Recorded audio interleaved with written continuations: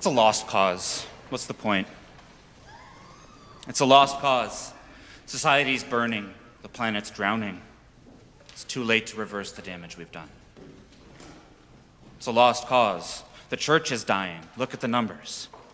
There's no hope of bringing back the people we've lost. It's a lost cause. He's failed again, so why bother? He's fallen too many times for it to be worth giving him another chance. And it seems like a world of lost causes out there. Maybe you've seen them. Maybe you've felt like you are one. I know I have in the past. There are as many different ways to respond to lost causes as there are people alive drawing breath on this earth. Confrontation, avoidance, bargaining, pity, contempt. But however we express it, running beneath all these different responses is the deeply human frustration we feel in the face of problems that we have no way to solve for ourselves. We might feel frustrated over circumstances, habits, or addictions we can't kick. We might feel frustrated over beloved institutions crumbling around us. We might feel frustrated over the planet that we're supposed to steward and hand on to the future.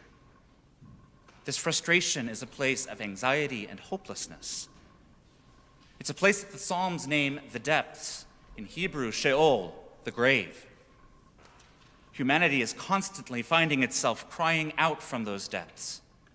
As we reckon again and again with sin, with the unmanageable brokenness of ourselves and the world, we find ourselves stuck in a kind of grave. It might seem extreme or unappealing or bleak to talk about sin in terms of death and the grave. But even though the brokenness we face as individuals can and does vary in extent and intensity and isn't always a matter of life and death, there's good reason for our tradition to describe death as sin. The image of death captures how universal sin and its effects are. None of us can escape.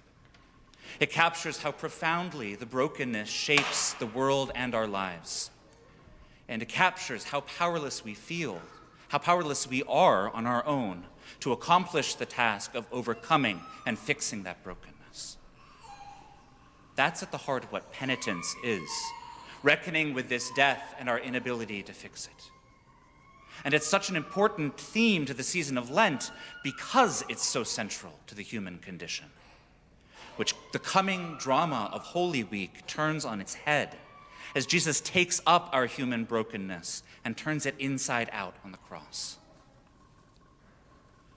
So, in this season of preparation, the Church holds up Scripture to us like a mirror, letting us see in the stories of our forebears in faith the brokenness we can't fix, the sickness we can't heal, the death we can't reverse on our own. The Church invites us to see ourselves in that valley of dry and broken bones, that image of the whole house of Israel who says to God, it's a lost cause. Our bones are dried up. Our hope is lost. We are cut off completely. The Church invites us to see ourselves in the frustration of Martha, the heartbroken sister who bursts out at Jesus saying, it's too late. If only you'd come sooner, then all wouldn't be lost.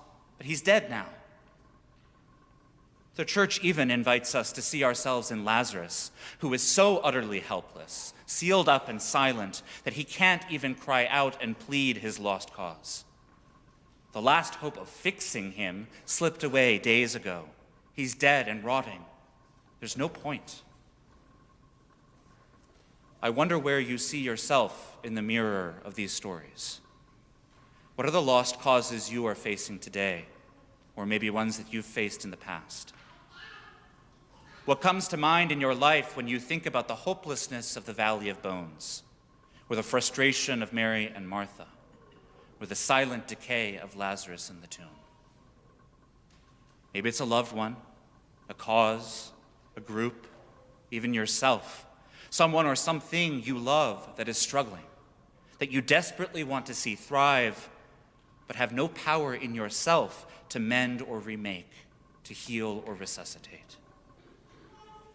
For me, probably predictably for you all at this point, addiction springs to the forefront of my mind. That day when I truly realized I was powerless over my addiction, that my life had become unmanageable, I was like Lazarus rotting in the grave. I could not fix myself by sheer willpower. I was in the depths, in Sheol, in the grave. That death of sin, both metaphorical and real, is part of what we reckon with in the season of Lent, looking in the mirror and seeing the lost causes plainly. Like I said, we don't reckon with these lost causes in Lent because they're important as ends in themselves, like some kind of morbid record of our failings that we can hit ourselves over the head with. We reckon with them because our God is in the business of doing the unthinkable with lost causes. We will see that culminate next week in the journey through Holy Week. But we see the unthinkable dawn breaking on us in the scriptures already today. In the valley, God speaks, and the sun-bleached bones come together one to another. God binds them with sinews and tendons and covers them with living flesh and skin. God breathes his spirit into them, and they rise to their feet, a vast multitude of living, breathing people, where once there was only scattered bones. In Bethany, Jesus opens the tomb and cries out to Lazarus, that corpse, which by now must surely be stinking to high heaven. But instead of the stench that Martha is sure will overwhelm them, it's Lazarus himself who walks out of the tomb, alive and still wrapped in the strips of cloth they buried him in. The hopeless case, too far gone for his family to do anything but mourn, is brought to new life.